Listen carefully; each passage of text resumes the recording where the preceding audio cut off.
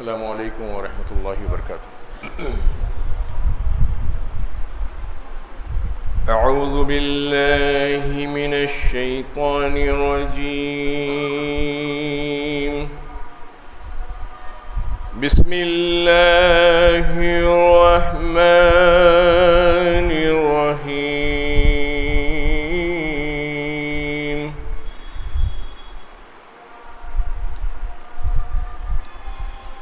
واضرب لهم مثل الرجلين جعلنا لأحدهما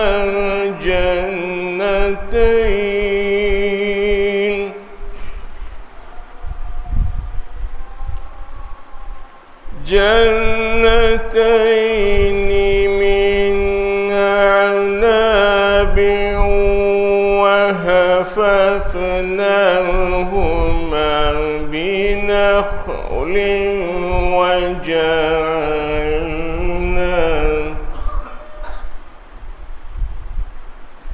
وجعلنا بينهما زرعا، كلتا الجنتين آتت أكلها ولم تظلم منه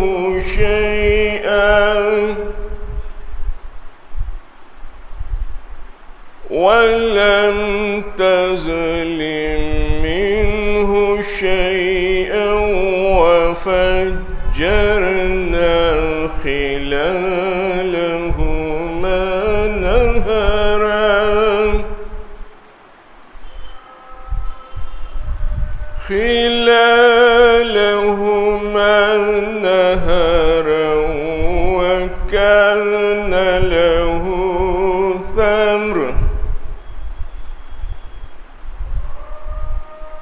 وكان له ثمرا، فقال لصاحبه وهو يحاوره أنا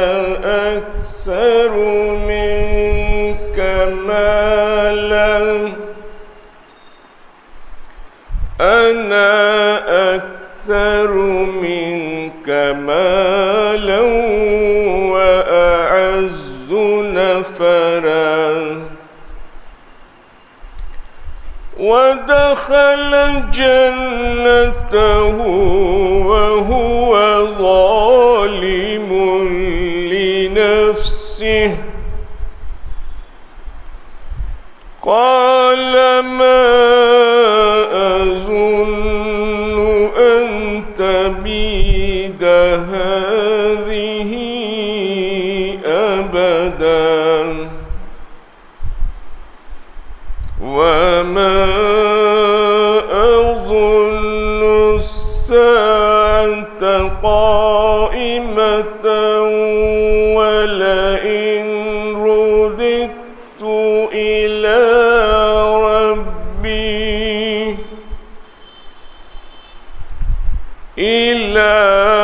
ربي لأجدن خيرا منها منقلبا۔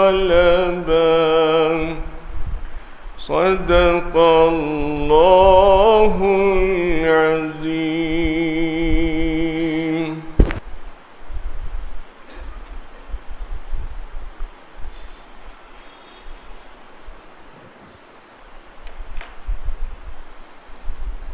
السلام علیکم ورحمۃ اللہ وبرکاتہ۔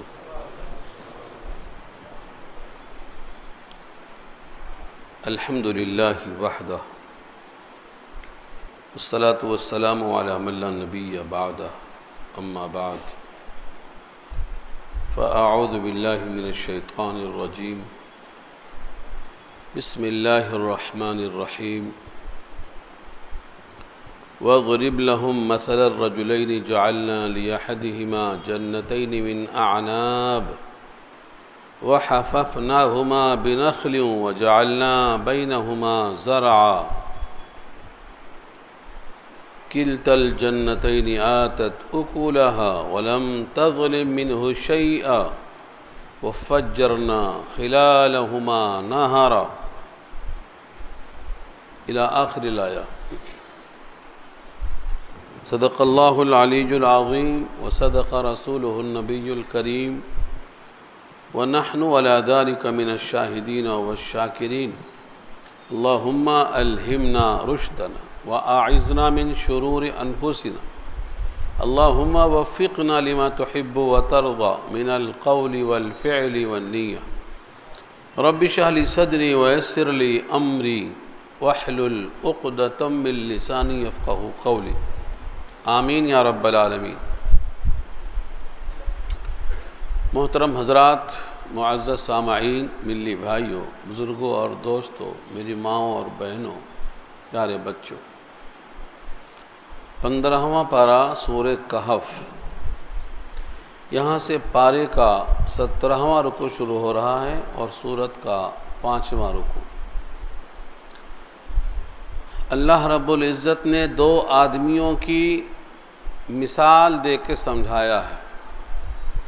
ایک کے سامنے دنیا کی اہمیت تھی اور ایک کے سامنے آخرت کی اہمیت تھی. دونوں کے پاس مال تھا، ایک نے دنیا پر لگایا اور ایک نے دین پر لگایا. اس کو سمجھنا ہے تو یہ رکوع بہت اہم ہے. دنیا میں بہت سے انسان ہیں، پیسہ ملتا ہے تو کہاں لگائیں سوچتے ہیں.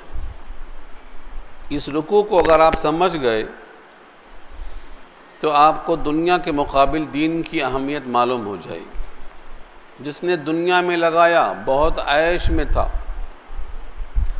جس نے آخرت کے واسطے لگایا دنیا میں بہت کمزور تھا، لیکن نتیجے کے اعتبار سے جس نے آخرت پر لگایا تھا وہ کامیاب ہوا. کیونکہ دنیا کی زندگی 60-70 سال کے بیچ میں ہے. 60-70 کے بیچ میں جو کرنا ہے کر لیجئے. جو آپ کھائیں گے وہ نفع، جو اللہ کے پاس جمع کریں گے وہ آپ کا، جو چھوڑ کے جائیں گے ورثہ کا. اب آپ کی مرضی ہے، ورثہ کو چھوڑ کے جاؤ یا کھا کے نفع اٹھاؤ یا اللہ کے پاس جمع کرو وہاں فائدہ اٹھاؤ. یہ پورا عنوان ہے آج کی گفتگو کا. اللہ نے لفظ وضرب استعمال کیا ہے. وضرب کے معنی مثال دے کے مارو. ہمارے پاس لوگ بولتے ہیں نا شال میں لپٹ کر مارنا. اس شال میں لپٹ کے مطلب کیا ہوتا؟ کچھ مثال دے کے، کچھ ضرب الامثال. قرآن کریم میں بہت ساری مثالیں اللہ نے خود بیان کی ہیں. تو ضربہ کے معنی مارنے کے آتے ہیں، لیکن جب مثال آ جائے تو مثال دے کے مارنا، اور ڈنڈا آ جائے تو ڈنڈے سے مارنا، اور زمین آ جائے تو پیر سے زمین پہ مارنا، یعنی سفر کرنا. عربی ہے، دیکھیے وسعت دیکھیے عربی کی. وَاضْرِبْ لَهُمْ، اور بیان کیجئے ان کے لیے، مثلاً مثال، رجلین 2 آدمیوں کی. رجل کہتے ہیں مرد کو، رجلین تثنیہ ہے اور حالت ابجیکٹ میں ہے، اس واسطے رجلین کہا. رجلان ہونا تھا. وضرب کا مفعول ہے، اس واسطے رجلین. 2 آدمیوں کی مثالیں ان کے سامنے آپ بیان کیجئے. جعلنا لأحدہما جنتین، بنایا ہم نے ان میں سے ایک کے لیے باغات، وہ بھی 2 جنتین، 2 باغ. من اعناب، انگوروں کے. اعناب جمع ہے عنبن کی. عنب کے معنی انگور، اعناب انگوروں کا باغ. وحففناہما بنخل، اور ہم نے اس کو ڈھانپ دیا تھا کھجوروں سے. یعنی انگوروں کا باغ ہے اور ہم نے اس کو کھجوروں سے بھی ڈھانپ دیا ہے، یعنی کھجوروں کا بھی وہ باغ ہے۔ حففنا ڈھانپنا، یعنی جب کھجوریں کثرت سے ہوں گی تو اس کی وجہ سے انگوروں کے باغات پر چھا جائیں گی، تو ہم نے ان کے لیے 2 باغ رکھے۔ وَجَعَلْنَا بَيْنَهُمَا زَرْعًا، اور بنایا ہم نے ان دونوں باغوں کے درمیانی جگہوں میں زراعت سے، اردو میں جو زراعت استعمال ہے وہ عربی ہی سے نکلا، تو ہم نے اس کو 2 باغ دیے، انگوروں کا ایک، کھجوروں کا ایک، اور ان کے درمیان زراعت بھی رکھی۔ مطلب کتنا خوشحال رکھا دیکھیے آپ۔ اور باغ کا جو اصول ہے، کبھی پھل کم آتا کبھی زیادہ آتا، لیکن جب اللہ چاہتے ہیں تو زیادہ ہی آتا ہے۔ جب امتحان ہوتا ہے تو مچھلیاں بھی اوپر آتی ہیں، مچھلیاں پانی کے اندر آتی ہیں نا، جب امتحان ہوتا ہے تو مچھلیاں اچھل کے اوپر آتی ہیں۔ یہاں بھی باغ سے امتحان تھا تو باغ کے پھل خوب آئے، اتنا باغ کے پھل آئے کہ وہ بھی 2 گنا ہو گئے۔ کلتا الجنتین، دونوں باغ، کلا اور کلتا، کلا اور کلتا یہ دونوں کے معنی میں استعمال ہوتا ہے، دونوں باغ، کلتا الجنتین، دونوں باغ، آتت اکلہا، لائے اپنا پھل، آتت معنی آئے، لیکن پھل کے ساتھ آئے تو لائے ترجمہ ہوتا ہے۔ آتت اکلہا، اکلہا یہ اکل کیا ہے؟ ما یؤکل بہ فہو اکل، جس کو کھایا جا سکتا ہو اس کو اکل کہیں گے۔ معقول سورہ فیل میں آیا ہے نا، کعصف معقول، کھایا ہوا بھوسا کر دیا، تو معقول اس کا آبجیکٹ ہے، اکلا اس کا ورب ہے۔ یہاں اکل ہے جو کھایا جا سکے، جو بطور لقمے کے کھایا جا سکتا ہو اس کو اکل کہتے ہیں۔ دونوں باغ اپنے میوے لائے، پھل لائے۔ وَلَمْ تَظْلِم مِّنْهُ شَيْئًا، یہ بریکٹ سمجھنا، اور کم نہیں کیا اس میں سے کچھ بھی، یعنی نہ کھجوروں میں کمی آئی، نہ انگوروں میں کمی آئی، نہ زراعت میں کمی آئی، خوب زوردار پھلایا۔ میں نے پہلے بھی کہا تھا جب آزمائش میں ڈالنا ہوتا ہے تو کمی نہیں ہوتی، دروازے کھول دیتے ہیں۔ چوہے کو پکڑنا ہوتا تو گھی لگا کے روٹی میں دروازہ کھول کے رکھتے ہیں، اچھلتا کودتا آتا انہیں بھی، تو یہاں بھی دروازہ کھلا ہوا ہے، اتنے پھل اتنے پھل۔ وَلَمْ تَظْلِم مِّنْهُ شَيْئًا، کمی نہیں کیا اس میں سے باغ نے کچھ بھی۔ تظلیم ظلم سے ہے، ظلمہ کا ترجمہ کیا ہے؟ نقصہ۔ اگر آپ کسی کا حق کم کر دے تو ظلم ہوگا، تو قرآن کریم میں جہاں جہاں ظلمہ آئے گا نقصہ کے معنی میں آئے گا۔ امام بخاری کہتے ہیں یہ ظالم مشرک کو کہتے ہیں، کیونکہ اس نے کم کر دیا، رب کا حق کم کر دیا، جو پیشانی خاص تھی اللہ کے لیے اس نے تقسیم کر دیا، معبود کا حصہ مخلوق میں بانٹتا پھرا، تو یہ کیا ہے؟ ظالم ہے، حق تلفی کیا اس نے رب کے شان میں، اس لیے مشرک کو ظالم کہتے ہیں۔ کوئی بھی کسی کا حق کم کرتا ہے تو وہ ظالم ہے، کیونکہ اس نے کسی کا حق کم کر دیا، حق تلفی کا نام ظلم ہے۔ یہاں اللہ فرماتے ہیں وَلَمْ تَظْلِم مِّنْهُ شَيْئًا، کچھ بھی پھلوں میں سے کمی نہیں کیا، یعنی پورا بھرپور دیا۔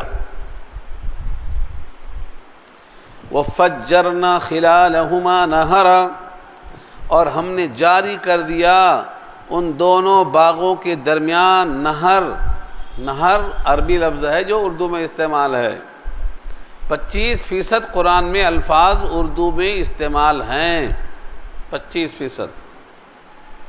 80,000 میں سے تکرار کو نکال دیے تو 2,000 حروف بچتے ہیں قرآن میں، صرف 2,000 میں سے 25%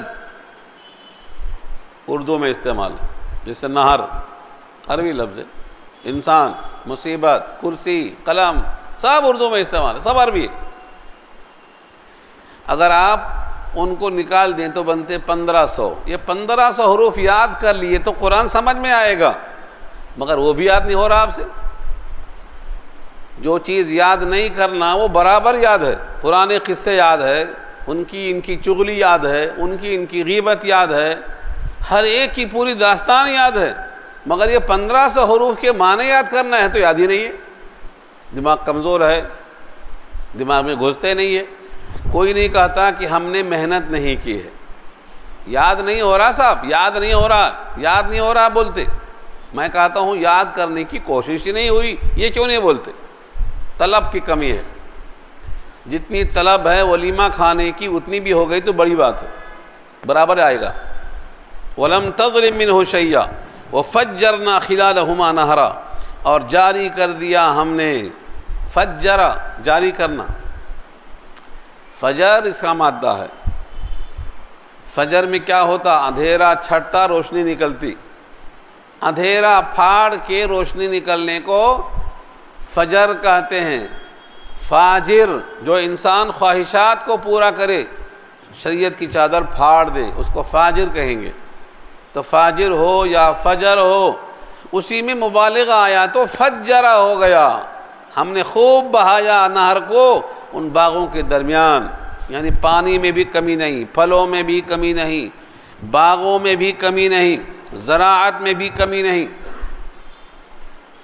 وَكَانَ لَهُ ثَمَرٌ، اور تھا اس کے لیے ثمر۔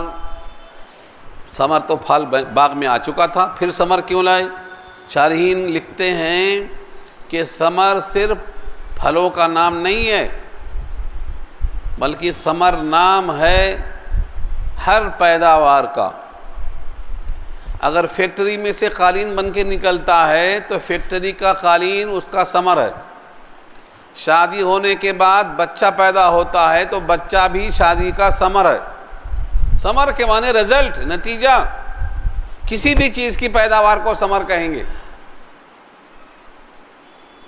تو یہاں اشارہ یہ ہے کہ صرف باغ ہی نہیں تھا اس کے پاس، بلکہ اور بھی مال تھا مختلف شکلوں میں، سونا ہے، چاندی ہے، مال ہے، اور بھی چیزیں ہیں اس کے پاس۔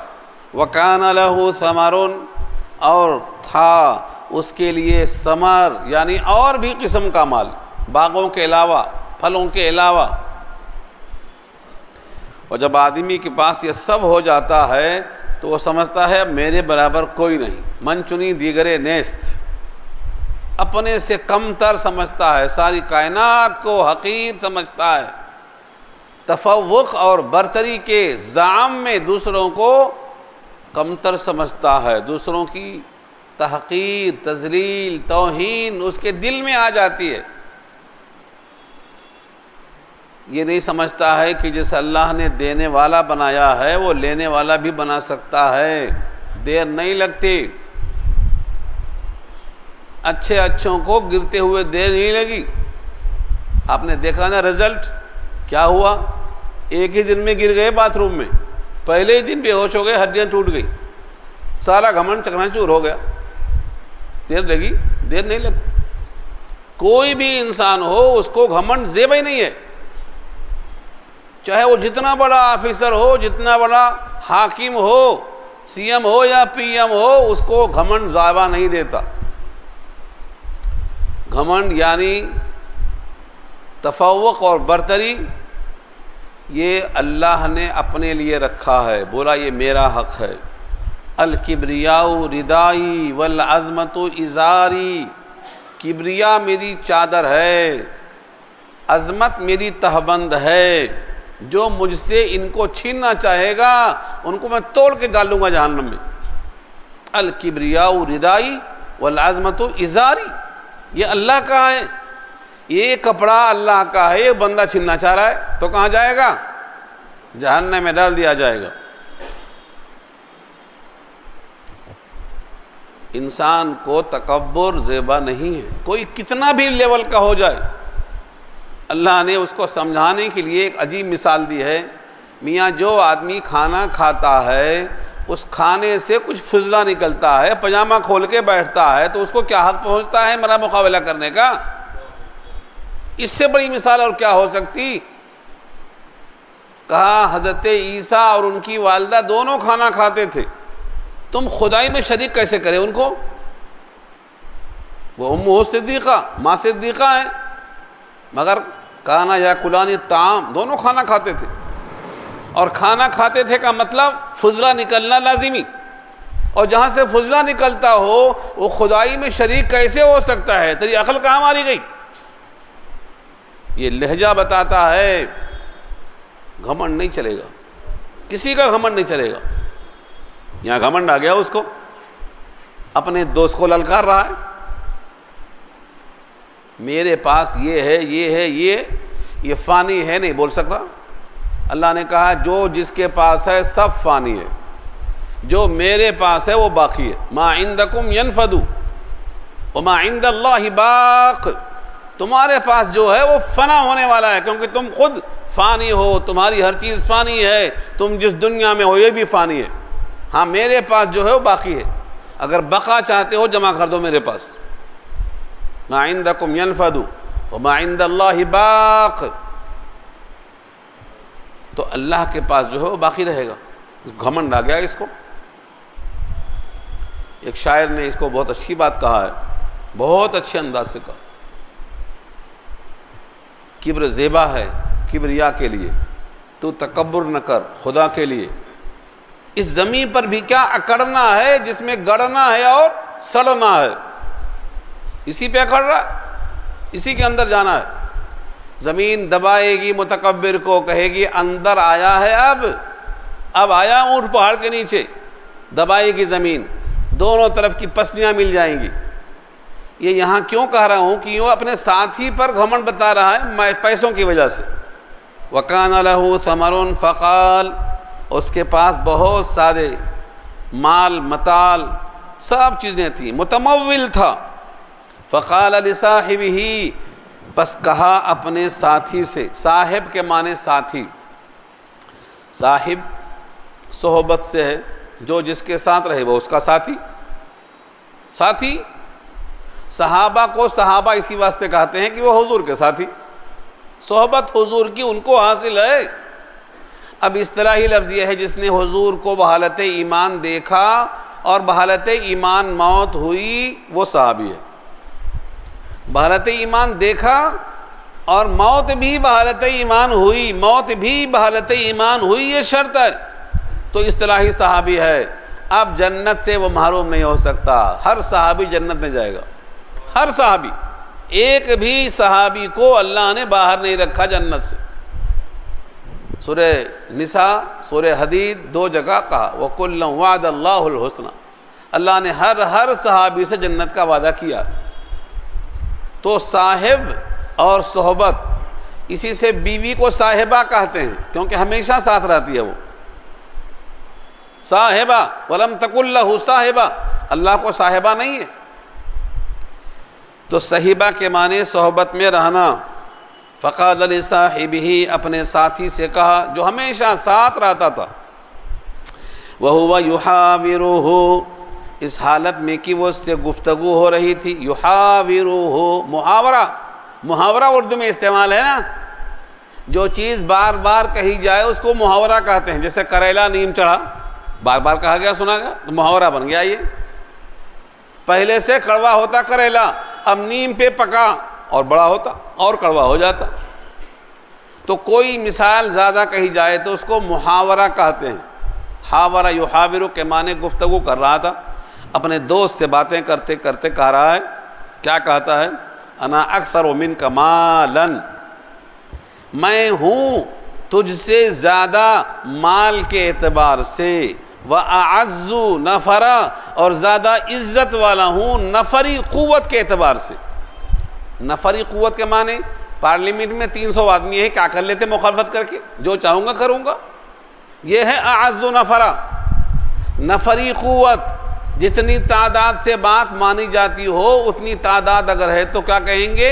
اعز نفرا، عزت دیا گیا ہوں عددی قوت سے۔ ایک آواز لگایا تو پورا بھر جاتی آبادی۔ یہ ہے اعز نفرا، یعنی نفری، لوگوں کی تعداد کے لحاظ سے میں عزت والا ہوں اور مال کے لحاظ سے تجھ سے زیادہ مال والا ہوں۔ اور عام طور سے مال والے کی بات سنی جاتی ہے، پکارے تو بھاگ کے آتے، ایم ایل اے صاحب بلائے تو بھاگ کے آتے، عام آدمی بلائے تو کون آتا؟ تو یہاں دو قسم کی بتا رہا ہے عزت، اکثر من کا مال، تجھ سے زیادہ میرے پاس مال ہے، نمبر دو وَأَعَزُّ نَفَرًا، اور میں زیادہ عزت والا ہوں عددی قوت کے لحاظ سے، جہاں مال ہوگا وہیں تو لوگ جائیں گے، لوگ کہاں جائیں گے؟ اب دیکھو یہاں ولیمے کی دعوت ہوتی تو جگہ ملتی ہے بیٹھنے کی؟ ملتی نہیں جگہ بیٹھنے کی۔ تو دونوں قسم سے کہا، مال بھی زیادہ ہے اور عددی قوت بھی زیادہ ہے، مال جمع کرتا۔ دنیا میں ایسے لوگ اپنے آپ کو بڑا سمجھتے ہیں۔ مجھے اس آیت پر ایک حدیث یاد آتی ہے، وہ حدیث اگر آپ کو سمجھ میں آ گئی تو شریعت کا مزاج سمجھ میں آئے گا۔ حدیث تو عربی میں ہے، عربی آپ کو آتی نہیں، اور مجھ بھی کوئی حافظ حدیث تھوڑی ہوں میں کہ ہر حدیث کا متن یاد ہو۔ تو متن کا مضمون سناتا ہوں میں آپ کو۔ ایک ایسا شخص جو کسی سے سفارش کرے تو سفارش نہ مانی جائے، اگر وہ کسی کے پاس پیغام نکاح بھیجے تو اس کا نکاح کا پیغام قبول نہ کیا جائے۔ آقا فرماتے ہیں یہ دنیا والوں میں سب سے بہتر ہے، یہ دنیا والوں میں سب سے بہتر ہے۔ دوسرا وہ شخص ہے کہ جو کچھ بول دے سنا جائے، مانا جائے، اور اگر کسی کے پاس پیغام نکاح بھیج دے تو فوراً قبول کر لیا جائے۔ آقا فرماتے ہیں یہ اس کے مقابل میں بہت ہی کمزور بے اعتبار ہے۔ اللہ کے پاس جو انسان بے سہارا بے آسرا ہوتا، جس کا کوئی نہیں ہوتا، اس کا خدا ہوتا، یہ مطلب ہے۔ یعنی کائنات میں اس کو کسی پر بھروسہ، سہارا، امید کچھ نہیں ہے، تو ایسا بندہ اللہ سے زیادہ قریب ہوتا ہے، زیادہ قریب ہوتا اللہ سے۔ اسی واسطے ہمارے نبی کی جو دعاؤں میں ایک خاص دعا ہے، اے اللہ مجھے مسکینوں میں رکھ اور میری موت بھی مسکینوں میں لا، اور مجھ کو قیامت میں مسکینوں میں اٹھا۔ اللہم احینی مسکینا وامتنی مسکینا وحشرنی فی زمرۃ المساکین۔ یہ کیوں کہا اللہ کے نبی نے؟ اسی واسطے جب مکہ کے سردار عیینہ ابن حصن الفرازی نے کہا کہ یہ غریبوں کو ہٹاؤ، ان کے کپڑوں سے بو آ رہی ہے، یہ سلمان فارسی کو الگ بٹھاؤ تو ہم آپ سے بات کر سکیں گے۔ اللہ نے کہا نہیں، جس دل میں اللہ کی عظمت ہے، کپڑے میں بو آئے نہ آئے، اس کو آپ الگ نہیں کر سکتے، اس کے دل میں اللہ کی عظمت ہے۔ متکبر انسان اسلام قبول کرے یا نہ کرے، اس کی خاطر جس کے دل میں عظمت ہے آپ اس کو الگ نہ کریں۔ اللہ نے منع کر دیا، وَلَا تَطْرُدِ الَّذِينَ يَدْعُونَ رَبَّهُمْ، منع کر دیا، اور یہ منع کئی جگہ آیا ہے۔ تو اللہ کو اس بندے سے پیار ہے جس کے سینے میں اللہ کی محبت ہے، اس کا بھروسہ نہ مال پہ ہے نہ عددی قوت پہ ہے، اس کا بھروسہ صرف اللہ کی ذات پہ ہے، ہر مسئلے پہ اللہ کے حوالے کرتا ہے۔ افوض امری الی اللہ، میرا بھروسہ اللہ پہ ہے۔ جو انسان افوض امری الی اللہ پڑھ دیتا ہے لوگوں کی مکاریوں سے بچ جاتا ہے۔ اسی رکوع میں آ رہی بحث، وہی سنائیں گی بقیہ حدیث۔ تو اس نے اپنے ساتھی سے کیا کہا؟ میں تجھ سے زیادہ ہوں مال کے اعتبار سے، اور میں زیادہ عزت دار ہوں نفر یعنی عددی قوت کے اعتبار سے۔ یہ حضور کے مقابل ابو جہل نے کہا تھا مکے میں اگر آواز لگایا تو وادی بھر جائے گی۔ اللہ نے کہا تیرے آنے والے تیرے آواز پہ لبیک کہیں گے، اگر تو آگے بڑھا تو تیری پیشانی کے بال کھینچیں گے ہمارے۔ کون کھینچیں گے؟ سورہ علق کی آخری آیتیں دیکھ لو، لَنَصْفَعًا بِالنَّاصِيَةِ نَاصِيَةٍ كَاذِبَةٍ خَاطِئَةٍ، یہ اسی کے واسطے کہا گیا ہے۔ تیری آواز پر مکہ بھر جائے گا، مگر اگر نبی کی آواز آئی تو زبانیاں فرشتے تیری لگام دے دیں گے۔ تو اللہ تعالیٰ کی طرف سے ہر بندے پر اللہ کی توجہ ہے، بشرطے کہ اس کا تعلق اللہ سے مضبوط ہو۔ وَدَخَلَ جَنَّتَهُ، اور داخل ہوا وہ اپنے باغ میں۔ جنت کہتے ہیں باغ کو عربی زبان میں، جنت باغ کو کیوں کہتے ہیں؟ جنینا کہتے ہیں باغات کو، چھوٹے باغ کو۔ باغ کا ترجمہ جنت ہے، چونکہ اہل عرب میں باغ کی کمی تھی، اور جب گھر باغ میں ہوتا ہے تو ٹھنڈک ہوتی، پھل بھی ہوتے، پانی بھی ہوتا، ہوا بھی شاداب ہوتی، تو اس لیے اہل عرب بہت پسند کرتے تھے، تو اللہ نے جنت کہا اس کو۔ حالانکہ جنت میں صرف گھر ہی باغی نہیں تھوڑی ہوگا، بہت کچھ ہوگا۔ کیا کیا ہوگا؟ نہ کسی آنکھ نے دیکھا ہے، نہ کسی کان نے سنا ہے، نہ کسی دل میں خیال گزرا ہے، یہ سب ہوگا، لیکن پھر بھی کہا اس کا نام جنت ہے، جنت اس کا نام رکھا اللہ نے۔ داخل ہوا اپنے جنت میں۔ دنیا میں لوگ جنت بناتے ہیں مگر وہ بنتی نہیں، اس نے بنایا جنت اپنی، یہ بھی گیا داخل ہوا جنت میں، جیسے شداد نے بنایا جنت، ایک پاؤں اندر اور ایک پاؤں باہر، فرشتہ لے کے چلا گیا، کہا تیرا داخلہ نہیں ہو سکتا یہاں، تو حقدار نہیں۔ شداد کی جنت تیار ہونے کے بعد بھی داخلہ نہیں مل سکا، کیونکہ حیات تو اللہ کے ہاتھ میں ہے۔ تو یہ بھی داخل ہوا اپنے باغ میں۔ وَدَخَلَ جَنَّتَهُ، داخل ہوا اپنے باغ میں۔ وَهُوَ ظَالِمٌ، اس حالت میں کہ وہ ظالم ہے۔ ظالم تین طرح کے ہوتے ہیں، اپنے آپ پر ظلم کرنے والا، ظالم لنفسہ، یہاں ہے دیکھیے، دوسروں پر ظلم کرنے والا، یہ بھی ظالم کہلاتا ہے۔ اپنے اوپر ظلم کرے تب بھی ظالم، دوسروں پر ظلم کرے تب بھی ظالم۔ آدمی کسی کو قتل کرے تب بھی قاتل، خود کو قتل کر لے تب بھی قاتل ہے۔ خودکشی حرام اسی واسطے ہے نا، دوسروں کو مارنا بھی حرام ہے، خود کو مارنا بھی حرام ہے، یہ بھی تو اللہ کی امانت ہے۔ تو یہ شخص ظالم ہے، اپنے اوپر ظلم کر رہا ہے۔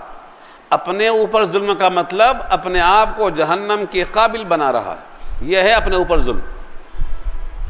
نماز نہیں پڑھے گا، روزہ نہیں رکھے گا، سچ نہیں بولے گا، حرام مال سے نہیں بچے گا، تو اپنے آپ کو ڈیولپ کر رہا ہے، کس کے لیے؟ جہنم کے لیے۔ تو یہ ظالم لنفسہ ہی ہے۔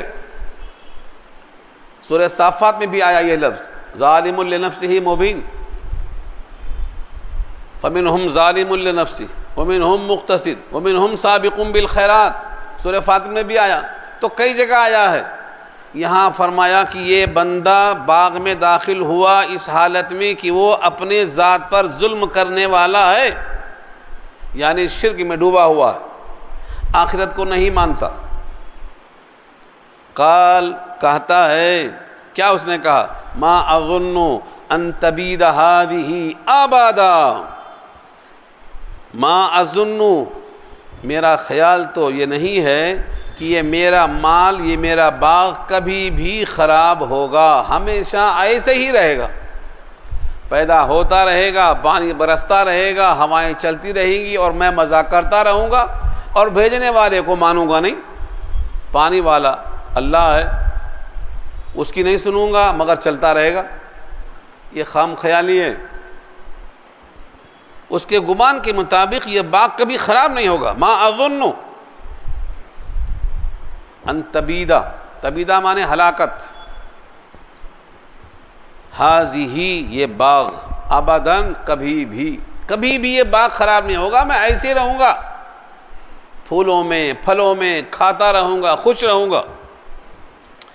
اور اس کے آگے اور ہمت کر کے بولتا ہے، وما اظن الساعۃ قائمہ، اور میرا خیال ہے کہ قیامت قائم ہونے والی نہیں ہے، قیامت بھی نہیں آئے گی۔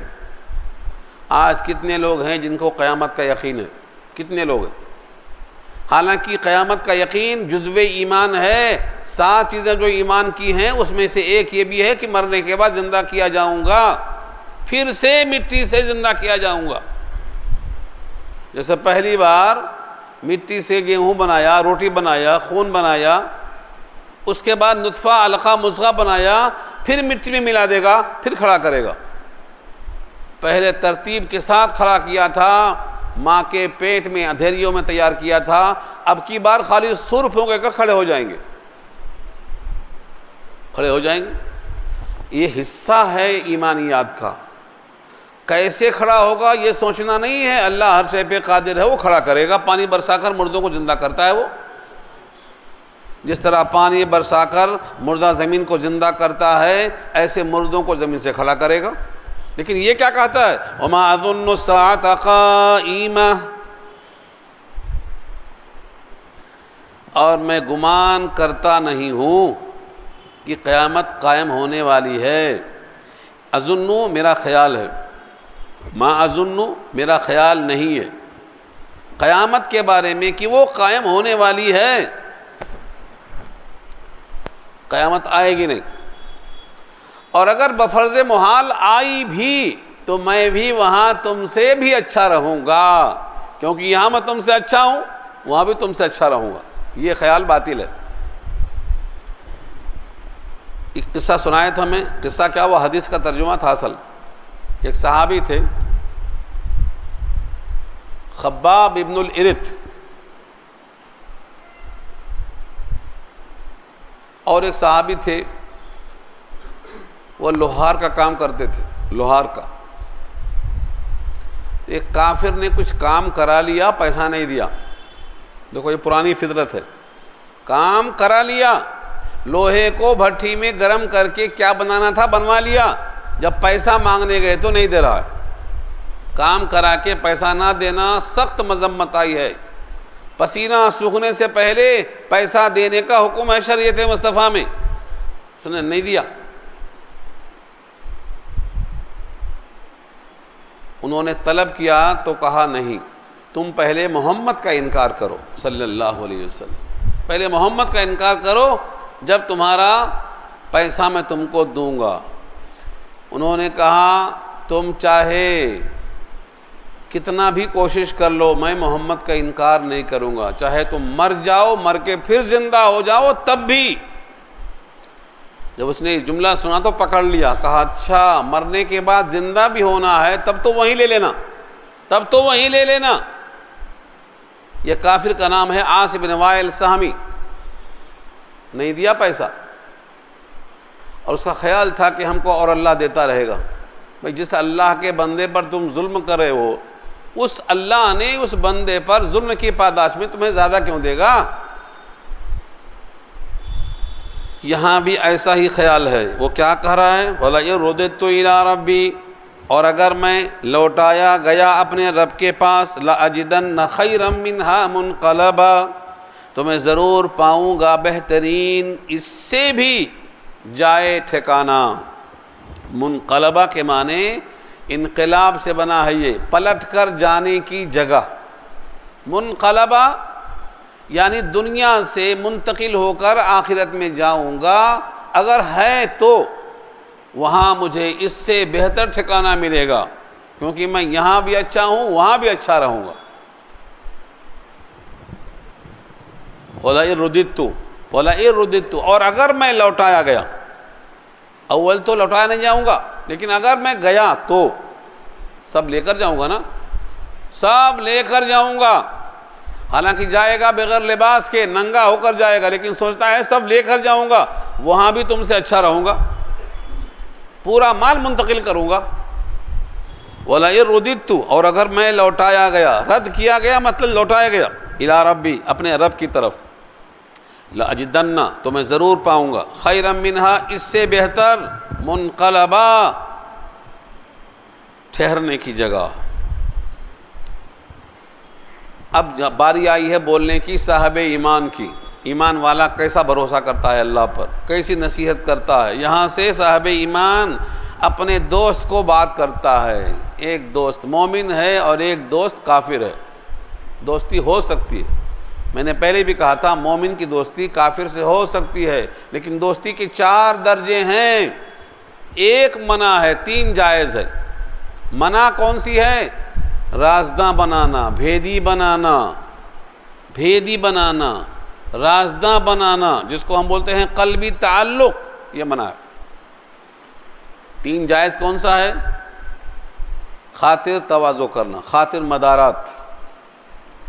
مدارات جائز ہے، معاملات کاروبار جائز ہے، مواسات پرسہ دینا، غم خواری کرنا جائز ہے، یہ سب چیزیں جائز ہیں۔ قلبی تعلق منع ہے، لا تتخذوا بطانۃ من دونکم، اپنے علاوہ کسی کو رازداں اور بھیدی مت بناؤ، کیونکہ تمہارے واسطے یہ مصیبت کھڑی کرے گا۔ تو یہ صاحب ایمان کی بات دیکھیے، قال لہ صاحبہ، کہا اس سے اس کے ساتھی نے، وہو یحاورہ، اس حالت میں کہ وہ اس سے گفتگو کر رہا تھا، اکفرت بالذی خلقک من تراب، کیا تم کفر کرتے ہو اس ذات کے ساتھ جس نے تم کو پیدا کیا ہو مٹی سے؟ پہلا سبق ہے، ہماری پیدائش مٹی سے ہے، سارے انسان کی پیدائش مٹی سے ہے، آدم کی پیدائش بھی مٹی سے ہے۔ آدم کی تو ڈائریکٹ سارے مٹی کے زمین کے اوپر کے حصے کو جمع کیا، پتلا بنایا، اس میں پھونک مارا، زندہ ہو گئے۔ لیکن باقی انسانوں کی پیدائش منی کے قطرے سے ہے، اور وہ خون سے ہے، اور خون غذاؤں سے ہے، اور غذائیں مٹی سے ہیں۔ بتا دو کیا کھایا باہر کا آج تک آپ نے؟ مٹی سے ہٹ کر کیا کھایا؟ ہاں، آپ کے جسم میں جو روح ہے یہ خدا کا حکم ہے، اور اس کی غذا قرآن ہے۔ اسی واسطے روح الامین کے ذریعے روح کو بھیجا اللہ نے۔ دن میں روزہ رکھو، رات میں تراویح سنو، قرآن سنو، تاکہ روح کو طاقت پہنچے۔ 11 مہینے جسم کی طاقت اور 1 مہینے روح کی طاقت، تاکہ نفس لوامہ باقی رہے، نفس امارہ نہ بن جائے، نفس وحشی نہ بن جائے، نفس بے قابو نہ ہو جائے۔ بیلنس کرنے کے واسطے اللہ نے حکم دیا ہے۔ یہ کیا تم نے کفر کیا اس ذات کے ساتھ جس نے تجھ کو پیدا کیا ہے مٹی سے؟ ثم من نطفہ، پھر پیدا کیا نطفے سے، ثم سواک رجلا، پھر ٹھیک ٹھیک تجھ کو بنایا ہے مرد، صحیح سالم مرد بنایا۔ ماں کے پیٹ میں 3 اندھیریوں میں آ رہا ہے، آگے اس کے بعد کی صورت آئے گی انشاءاللہ۔ 3 اندھیریوں میں بنایا اللہ نے، اور نطفے کو علقہ، علقہ کو مضغہ، ترتیب کے ساتھ اس کو بہترین بچے کی شکل میں ڈھال دیا۔ فتبارک اللہ احسن الخالقین، اور وہ بچہ بڑا ہو کر بہترین نوجوان بنتا ہے۔ منی کے قطرے کو نوجوان بنانے والا کون ہے؟ تم نے اس کا انکار کیا؟ یہ ہے سوال۔ ثم سواک رجلا، تجھ کو ٹھیک ٹھیک بنایا مرد۔ لیکن هو اللہ ربی، لیکن وہی ہے اللہ میرا رب۔ لیکن کے معنی میں ہے، یہ حرف استدراک ہے، تمہارے مضمون کی نفی کرتا ہے، نئے مضمون کو ثابت کرتا ہے۔ لیکن کے معنی میں ہے، هو اللہ ربی، وہی اللہ میرا رب ہے جس نے بنایا ہے نطفے سے، علقہ سے ٹھیک مرد بنایا، وہی بنانے والا میرا رب ہے۔ اس کا مطلب یہ ہے، دنیا والے جس کو رب مانتے ہیں، اپنے ہاتھوں سے بنائے ہوئے کو رب مانتے ہیں، وہ میرا رب نہیں ہے۔ میرا رب وہ ہے جس نے مجھے نطفے سے علقہ بنایا، علقہ سے مضغہ بنایا، ماں کے پیٹ میں بنایا، اور بچہ صحیح سالم بن کے باہر آیا، وہ میرا بنانے والا میرا رب ہے۔ لیکن هو اللہ ربی، لیکن وہی اللہ میرا رب ہے۔ ولا اشرک بربی احدا، اور میں شریک نہیں کرتا ہوں اپنے رب کے ساتھ کسی کو، کسی بھی مخلوق کو، کیونکہ سب مخلوق ہی تو ہیں، خالق تو ایک ہی ہے۔ تو میں اپنے رب کے ساتھ کسی کو، یعنی کسی بھی مخلوق کو شریک نہیں کرتا۔ یہ پہلا پیغام فکری۔ دوسرا پیغام عملی، وَلَوْلَا إِذْ دَخَلْتَ جَنَّتَكَ قُلْتَ مَا شَاءَ اللَّهُ لَا قُوَّةَ إِلَّا بِاللَّهِ، اور کیوں نہیں ایسا ہوا جب تم داخل ہوئے تھے اپنے باغ میں تو کہا ہوتا جو چاہا اللہ نے وہی ہوا، کوئی طاقت نہیں اللہ کے سوا۔ یہ تم نے کیوں نہیں کہا؟ اس جملے کے بارے میں آتا ہے کہ جب بھی کوئی انسان یہ جملہ کہے گا نظر بد سے بچ جائے گا۔ اس کو پورا جملہ ریپیٹ کرنا ہے، ما شاء اللہ لا قوت الا باللہ۔ یہ جملہ ہے، جو چاہا اللہ نے، کوئی قوت نہیں ہے مگر اللہ کی۔ یہ جملہ اگر کہہ کے باغ میں داخل ہوتا تو داخلہ کوئی روک نہیں سکتا، نظر بد دور ہو جاتی۔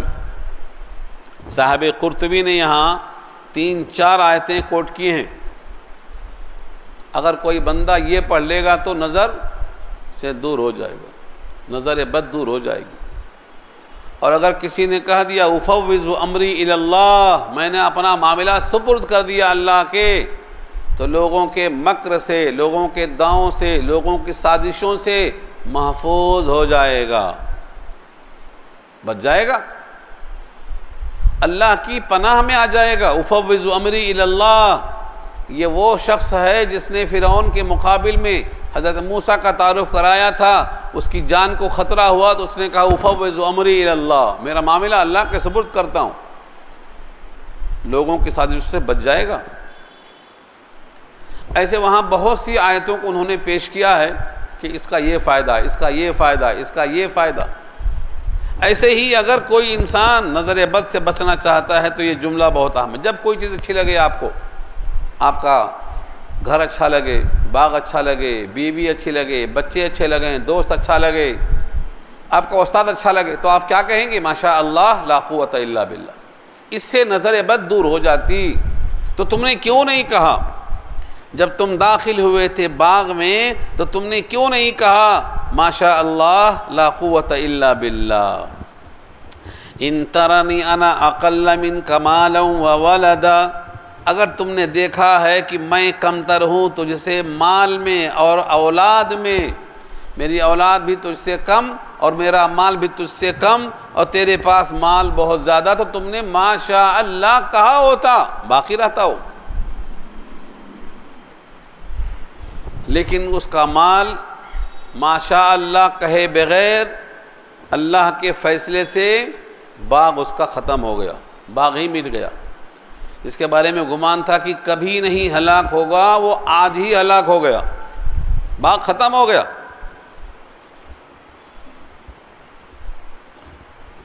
اس کی تفصیل آگے آ رہی ہے، اسی رکوع میں آ رہی ہے۔ اب یہ مومن بندہ تفصیل کرتے کرتے فرما رہا ہے کہ تجھ کو جو باغ ملا ہے نا، امید ہے کہ میرا رب تیرے باغ سے بھی عمدہ باغ مجھے دے دے، طاقتور ہے وہ، اللہ اس پر قادر ہے۔ جس کے پاس باغ نہیں ہے اس کو باغ دے دے، جس کے پاس باغ ہے اس سے لے لے، قادر ہے اس پر وہ۔ کیسے کیسے ایسے ویسے ہو گئے، اور ایسے ویسے کیسے کیسے ہو گئے۔ سرزمین دکن پہ جب سقوط ہوا ہے، سقوط دکن، تو مرزا ظفر الحسن جو اناؤنسر تھے ریڈیو اسٹیشن کے، انہوں نے کیا کہا؟ کیسے کیسے ایسے ویسے ہو گئے، اور ایسے ویسے کیسے کیسے ہو گئے۔ دیکھ رہے ہیں آپ، وہ اللہ کی شان ہے، کس سے لیتا کس کو دیتا۔ فَعَسَىٰ رَبِّي، تو امید ہے کہ میرا رب أَن يُؤْتِيَنِي خَيْرًا مِّن جَنَّتِكَ، امید ہے کہ میرا رب مجھ کو دے دے بہترین باغ، تیرے باغ سے بہترین۔ وَيُرْسِلَ عَلَيْهَا حُسْبَانًا مِّنَ السَّمَاءِ، اور بھیج دے اس باغ پر ایک طوفان آسمان سے۔ حسبان کا ترجمہ کیا ہے آگ کا گولا، اور بعض نے کہا ہے حساب چکتا کرنا۔ حسبان کے معنی حساب چکتا کرنا، یعنی جس کو جیسے کو تیسا کر دینا۔ سورہ رحمان میں بھی آئے نا حسبان، تو جہاں جہاں بھی آئے گا اللہ کی طرف سے حساب چکتا کرنے کے معنی میں آئے گا۔ آگ کا بگولا بھیج دیا اللہ نے، اور بھیجے گا اس باغ پر آگ کا گولا آسمان سے۔ فَتُصْبِحَ صَعِيدًا زَلَقًا، بس ہو جائے گا باغ چٹیل میدان۔ تصبیح ہو جائے گا، اصبح ہو جانا۔ یہ کچھ ایسے افعال ہیں جس میں سے یہ ایک افعال یہ بھی ہے، افعال ناقصہ کہتے ہیں ان کو، ہو جانا۔ کانا، سارا، زلہ، باتا، یہ اس کی لمبی لسٹ ہے، اس میں سے ایک لفظ اصبح بھی ہے۔ اصبح کے معنی ہو جانا۔ فتصبح، پس ہو جائے، صعیداً مٹی، اور زلقہ کے معنی پھسلنے والی مٹی، یعنی تیرا باغ کیا ٹھہرتا، تو باغ کی زمین پہ ٹھہر نہیں سکتا، تو خود پھسل جاتا۔ زلقہ کے معنی نگاہوں سے، نگاہ سے کسی کو نظر بد لگا کر پھسلا دینا، یہ بھی زلقہ ہے۔ ہمارے نبی پر نظر بد کرنے والے کو بلا کر لایا گیا تھا، جس کا ذکر سورہ قلم پارہ 29 میں آیا ہے، وَإِن يَكَادُ الَّذِينَ كَفَرُوا لَيُزْلِقُونَكَ بِأَبْصَارِهِمْ۔ نگاہوں سے بنی اسد کا ایک آدمی تھا، نظر لگانے میں ماہر تھا، اس کو لایا گیا تھا کہ نبی کو نظر لگا کے ختم کر دو۔ یہ دونوں آیتیں نظر بد کے واسطے ہیں، وہی لفظ یہاں بھی ہے، زلقہ، نگاہ بد حق ہے۔ ہمارے نبی کو نگاہ بد سے مارنے کے لیے، قید کرنے کے لیے، جلا وطن کرنے کے لیے، گوشت میں زہر کے ذریعے کیا کیا تکلیفیں تھیں مارنے کے لیے، مگر جس کو اللہ رکھنا چاہتا ہے اسے کوئی مار نہیں سکتا۔ تو یہاں فرمایا کہ وہ زمین بھی چٹیل میدان، پھسلنے والی زمین بن جاتی، اور باغ میں جو پھل آتے ہیں پانی سے آتے ہیں، اور پانی جو اوپر ہے نا اس کو ہم نیچے بھی اتار سکتے ہیں۔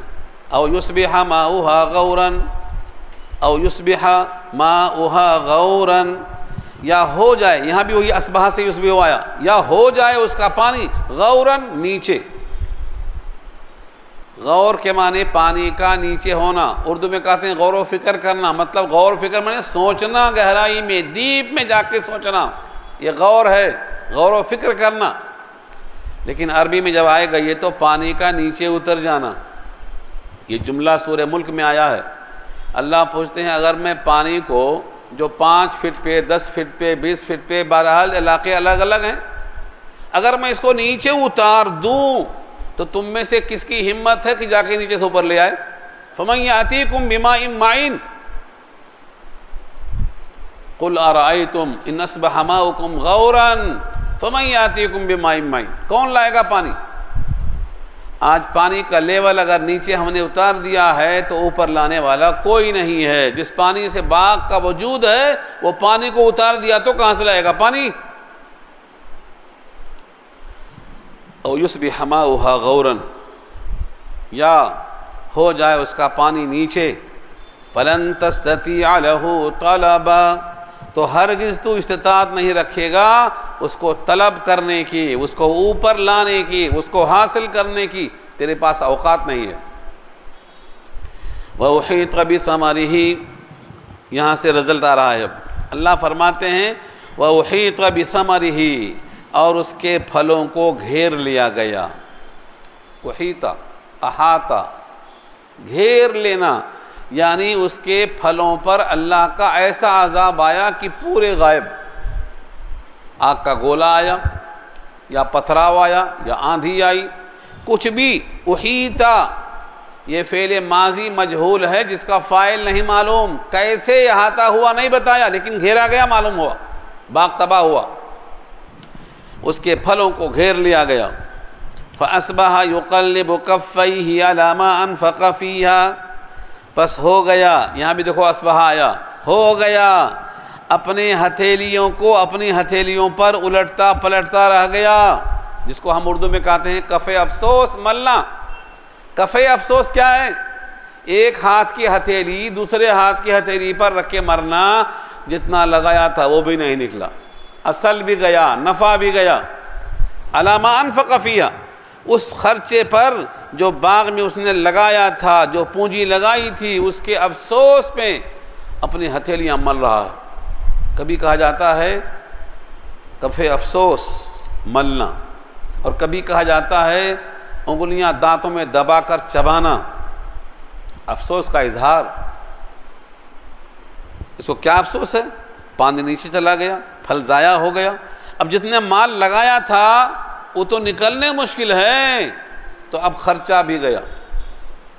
اور بعض شارحین کہتے ہیں یقلب کفیہ کا مطلب حالت چینج ہو گئی، پہلے جو گھمنڈ تھا تواضع آ گئی، پہلے جو برتری تھی بدتری آ گئی، پہلے جو سب سے زیادہ مالدار تھا سب سے بڑا فقیر ہو گیا، سب چھین لیا اللہ نے۔ تو یقلب کفیہ کا ترجمہ کیا ہے، ہتھیلیوں سے ظاہر کرتا ہے کہ معاملہ اوندھا ہو گیا، سب اوندھا ہو گیا۔ یقلب کفیہ، ہتھیلیوں پر پلٹ رہا الٹ رہا ہے، افسوس کر رہا ہے اس خرچے پر جو باغ میں لگایا تھا۔ وہی خاویۃ علی عروشها، اس حالت میں کہ باغ کی چھتیں پڑی ہوئی ہیں، خاویہ ویران، علی عروشها اس کی چھتوں پر، اس کی ٹٹیوں پر۔ جو انگوروں کا باغ ہوتا ہے وہ ٹٹیوں پہ ہوتا ہے نا، ٹٹیوں دیکھیں آپ انگوروں کی لٹکتی ہوئی بیلیں، تو پہلے وہ ٹٹیاں گر گئیں، اب اس پر اس کی دیواریں بھی گر گئیں، تو خاویۃ علی عروشها، وہ باغ کی ٹٹیاں گری ہوئی ہیں اس کی چھتوں پر۔ ویقول، اور وہ کہہ رہا، یا لیتنی، آئے کاش کہ میں لم اشرک بربی احدا، نہ شریک کیا ہوتا اپنے رب کے ساتھ کسی کو، مگر اب کیا فائدہ افسوس کر کے، عذاب کے بعد عذاب سے بچنا مشکل ہے، عذاب سے پہلے بچ سکتا تھا، اب کہہ رہا ہے لم اشرک بربی احدا، اے کاش کہ میں نے اپنے رب کے ساتھ کسی کو شریک نہ کیا ہوتا تو میرا آج یہ حال نہ ہوتا۔ مشرک قیامت میں ایسے ہی کرے گا۔ اس واقعے کو یہاں جو ہو رہا ہے دنیا میں ہو رہا ہے، یہ دونوں آخرت میں کس شیپ میں ہوں گے، یہ اللہ نے سورہ صافات میں بیان کیا ہے۔ سورہ صافات پارہ 23 میں، یہ جو بندہ نیک ہے جنت میں رہے گا، جنت میں کہے گا میرا ایک دوست تھا، آخرت کو مانتا نہیں تھا، کہاں ہے وہ؟ اللہ کی اجازت سے اس ساتھی کو ڈھونڈنے کے لیے کہے گا جنت میں نہیں ہے تو پھر وہاں ہوگا، اوپر سے جھانک کے دیکھتا ہے تو جہنم کے بیچوں بیچ میں ملتا ہے اس کو۔ سورہ صافات پارہ 23، فَاطَّلَعَ فَرَآهُ فِي سَوَاءِ الْجَحِيمِ، جہنم کے بیچوں بیچ میں دیکھتا ہے، کہتا ہے اللہ کا فضل ہوا، اس کے اگر صحبت سے متاثر ہو کے ہم بھی شرک کر دیتے تو ہم بھی وہیں ہوتے، یہ تو رب کی نعمت ہے کہ اس کے اس عقیدے سے ہم کو بچایا اللہ نے۔ وَلَوْلَا نِعْمَةُ رَبِّي لَكُنْتُ مِنَ الْمُحْضَرِينَ، یہ اس کا جملہ ہے جو قرآن نقل کرتا ہے۔ دونوں ساتھیوں کا حال ہے، کہتا تھا یقول اِنَّكَ لَمِنَ الْمُصَدِّقِينَ، کیا تو تصدیق کرتا ہے کہ مرنے کے بعد پھر کھڑے ہوں گے؟ مطلب یہ ہے کہ میں تصدیق نہیں کرتا ہوں، تو دونوں کا عقیدہ دونوں کو دو جگہ لے گیا، ایک کو جنت میں ایک کو جہنم میں۔ اب یہ افسوس کر رہا ہے، لیکن اللہ فرماتے ہیں اب افسوس کرنے کا وقت ختم ہو گیا نا، اب کیا فائدہ؟ اب اگر کوئی طاقتور مددگار مل جائے تو بلا کے لے آؤ، تیرا باغ واپس کر دے، بلا کے لاؤ۔